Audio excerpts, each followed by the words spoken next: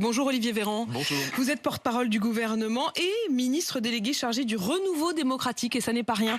On va y revenir dans un instant mais on va surtout parler salaire, prix, on va parler services publics et on va parler colère. Colère notamment parce que demain il y a cette finale de la Coupe de France. Ce sera au Stade de France. Emmanuel Macron y sera.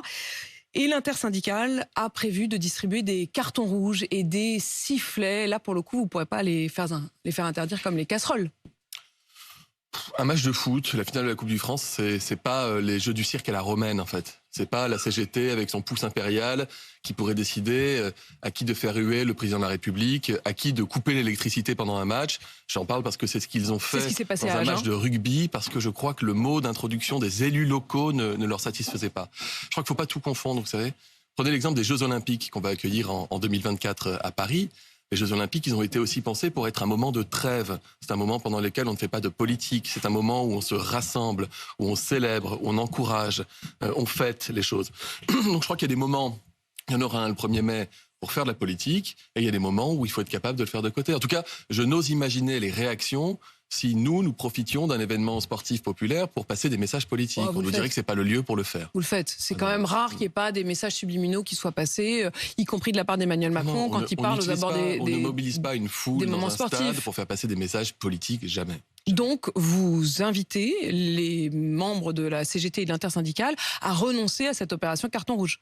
Je n'ai pas d'ordre ou de conseil à donner à la CGT ou à qui que ce soit en matière de syndicat. Chacun fait comme il le sent. Je dis juste qu'il y a des choses, franchement, qui ne sont pas à leur place. Voilà, il y a des moments où on peut manifester, se mobiliser. Et il y a d'autres moments où on peut juste, ensemble, être fiers avec un sentiment de fierté nationale. C'est la finale de la Coupe de France de football. Je recevais ce matin sur RMC Éric Coquerel, qui est député de la France Insoumise de Seine-Saint-Denis. Donc, c'est sur sa circonscription. Il y sera d'ailleurs demain. Il disait que si Emmanuel Macron descendait sur la pelouse, qu'il a toujours fait systématiquement lors des précédentes Coupes de France, ce serait du masochisme de sa part parce qu'il sait qu'il sera très largement hué. Il va y renoncer, vous pensez ? Mais la France Insoumise, elle veut le chaos dans le pays. Ils veulent le chaos, ils veulent la révolution, ils veulent de toute façon que ça pète de partout, pardonnez-moi l'expression. Donc tout est bon pour eux, peu importe le flacon, pourvu qu'ils aient l'ivresse politique. On voit que ça ne leur sert pas. Là, il invite plutôt Emmanuel Macron justement à ne pas y aller parce qu'il... Non mais ce faisant, vous savez très bien le message, vous savez très bien le message qu'il fait passer. Je ne sais pas si le président descendra sur la pelouse ou non, je ne sais pas, je verrai avec vous, comme vous d'ailleurs demain soir.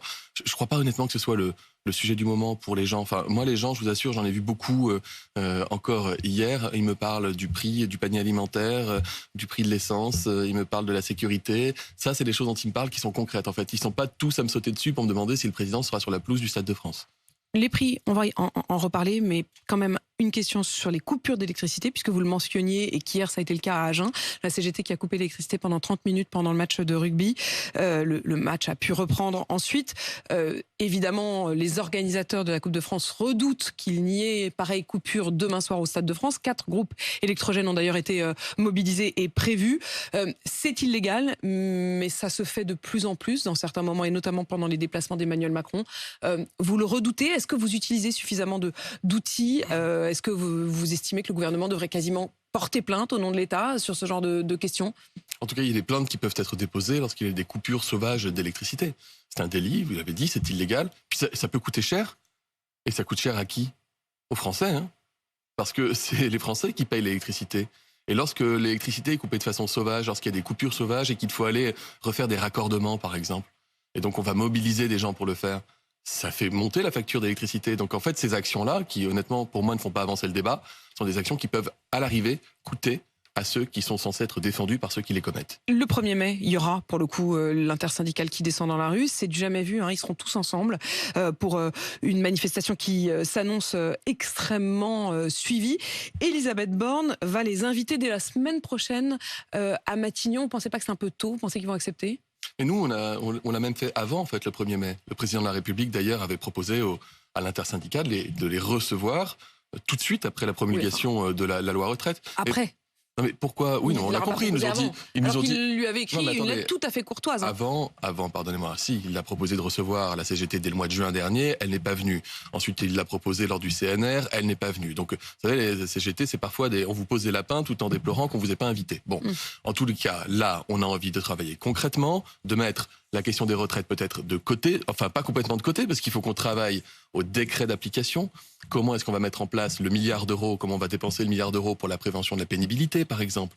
Comment on va penser les dispositifs de carrière longue concrètement? Pour quelle branche professionnelle? Et là, on a besoin de travailler avec les syndicats. Et puis, à côté de la question des retraites, il y a la question du travail, de l'emploi, du bon emploi. Vous savez si elle a reçu une réponse de cette invitation? Je ne sais pas encore si elle a reçu une réponse. Je pense qu'ils vont attendre le 1er mai avant de répondre. Mais on a besoin de se remettre autour de la table. Et je vais vous dire pourquoi je suis confiant. Parce qu'il y a déjà près de 2 mois, alors qu'il y avait des mouvements de manifestation, alors qu'il y avait des grèves, l'intersyndicat a passé un accord avec le patronat à la demande du gouvernement sur le partage de la richesse, en sorte qu'on améliore la rémunération des salariés dans les entreprises qui font des bénéfices. Mais vous avez vu la formule de Sophie Binet. Sophie Binet, c'est la toute nouvelle patronne de la CGT. C'est elle qui a pris la succession de Philippe Martinez. C'est à la une de Libération aujourd'hui. Le pouvoir s'est radicalisé. Il n'y a pas que le pouvoir, manifestement, vu cette une. Non, ce que je veux vous dire, c'est que... les syndicats, ils se sont radicalisés? Pas tant que ça, non? Là, vous venez de me parler de coupure d'électricité, en fait. Oui, de certaines franges, mais je veux dire, les représentants, Sophie Binet, Laurent Berger... Vous venez de me parler de stades qui sont dans le noir, vous auriez pu me parler d'un hôpital qui s'est vu quand même couper l'électricité. Tout à fait. Pour moi, j'avais interrogé d'ailleurs Sophie Binet là-dessus. Pour moi, qui est aussi un passé syndicaliste, ce sont des choses qu'on ne voyait pas. Donc oui, il y a une radicalisation, et il y a une radicalisation qui se fait à l'initiative, à l'instigation, avec l'encouragement bienveillant d'une frange politique qui s'est elle-même radicalisée, c'est-à-dire l'extrême gauche dans notre pays, je le redis, parce que tout est bon pour eux, pour qu'il y ait une forme de chaos, pour donner le sentiment de déclassement national, là où nous, on a envie de faire avancer le pays. Et je vous garantis que couper l'électricité ne remplit pas le frigo des Français. Couper l'électricité n'améliore pas la sécurité des Français, et couper l'électricité ne fait pas baisser le chômage. C'est nous qui le faisons. Les chiffres du chômage qui sont sortis cette semaine le montrent. Alors, est-ce que vous remplissez le frigo? Je suis pas tout à fait sûre. Ça, pour le coup, Olivier Véran. Et d'ailleurs, vous l'avez entendu comme moi, Emmanuel Macron, qui avait dit il faut que le travail paye mieux. Hier, il était interrogé sur le marché de Dole par des passants, par des clients du marché qui lui disaient mais vous avez vu cette étude qui montre des écarts indécents entre les très hauts patrons et le salaire médian de leurs entreprises. Il pensait notamment à Stellantis. C'est une étude Oxfam qui le révèle. Et Emmanuel Macron, il a dit mais oui, ça me choque. Je suis choqué comme vous. Ce sont des gens qui sont déconnectés. Mais que n'agit-il pas? Mais alors, est-ce que je suis choqué par des rémunérations? D'ailleurs, je ne sais pas ce que les gens font lorsqu'ils gagnent plusieurs millions d'euros par an. Ni vous ni moi ne savons ce que c'est que le quotidien d'un multimillionnaire ou d'un millionnaire. Donc je ne sais pas ce qu'ils en font. Voilà. Mais je considère que dans la période, alors que vous avez des salariés qui sont en difficulté face à l'inflation, le rôle d'une entreprise qui dégage des bénéfices, c'est de les redistribuer massivement aux salariés. Moi, c'est que vous êtes au gouvernement, donc vous avez beau ne pas savoir ce qu'ils font avec, vous pouvez décider quand même de ce qui se passe. Il y a un point commun entre vous et moi, c'est que c'est pas vous ni moi qui déterminons le salaire d'un grand patron, d'un groupe, notamment d'un groupe international, parce que c'est surtout les grands groupes internationaux où il y a des écarts de salaire monumentaux. Cécile Duflot, qui est à la tête d'Oxfam, dit mais si, vous pouvez décider, comme vous avez décidé un jour que c'était l'État qui déterminait quel était le salaire minimum.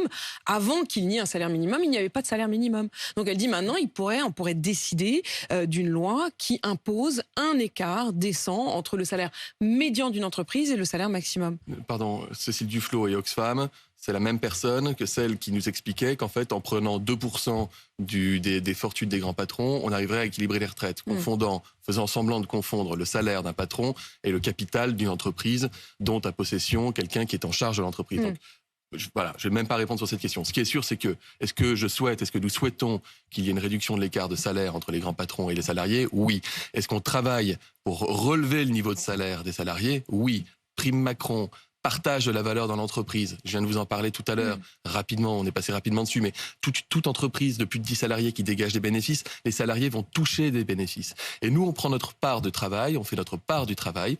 On a annoncé, le président de la République a annoncé la hausse de salaire des enseignants, avec des primes pour les enseignants qui sont données pour tous, et des primes qui sont données en fonction des missions supplémentaires qui seront réalisées, 3 milliards d'euros. Donc on prend notre part dans la fonction publique, on veut que les entreprises prennent leur part. Dans le secteur privé, c'est fondamental. Et oui, je pense qu'il y a des symboles qui sont importants. Et je pense qu'un chef d'entreprise qui est à 10 millions d'euros par an, qu'il passe de 10 ou 11, ça ne change pas son quotidien. Par contre, ça change l'image pour son entreprise. Et c'est pas comme ça que je conçois le monde entrepreneurial. Mais qu'un président de la République dise oui, je suis choqué comme vous, mais je peux rien faire. Est-ce que vous pensez que c'est audible? C'est pas qu'on fait rien, pardonnez-moi. Partout où l'État est présent, il peut agir dans les conseils d'administration, etc.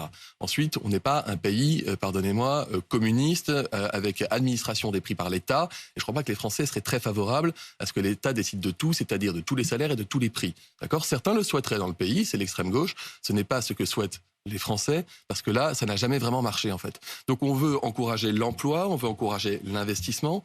C'est parce qu'on a cette politique qui est favorable à l'investissement que les entreprises s'installent à nouveau en France, et on veut effectivement baisser les impôts pour les classes moyennes dans notre pays.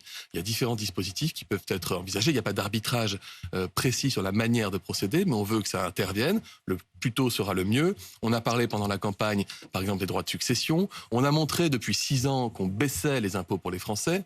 Le président de la République, on peut lui reprocher des choses quand on n'est pas d'accord avec la ligne politique qui est la sienne.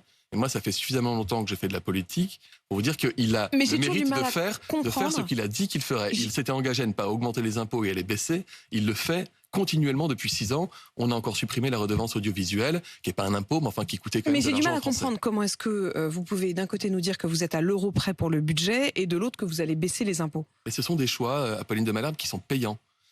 Je vais vous le dire quand même. La croissance dans notre pays, elle augmente. Les chiffres sont tombés ce matin, 0,2% d'augmentation au trimestre. C'est pas folichon, mais ça tient. Excusez-moi, mais la dernière fois que j'ai été invité dans une émission, on m'a dit, vous savez très bien que la France va connaître une récession, qu'il n'y aura plus de croissance. C'est pas le cas. On a dit, si, il y en aura de la croissance. Non seulement nos chiffres, nos objectifs pour 2022 ont été validés, et les oppositions nous étaient tombées dessus en disant que c'était faux, etc. C'est validé désormais, mais en plus, on est parti sur une tendance à la croissance. Et qu'est-ce qu'on fait de cette croissance ? On la redistribue aux Français.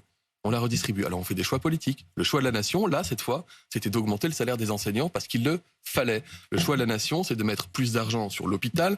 On dépasse pour la première fois les 100 milliards d'euros sur l'hôpital. Et en même temps, on réduit les déficits et on réduit la dette parce qu'on a une meilleure gestion des finances publiques.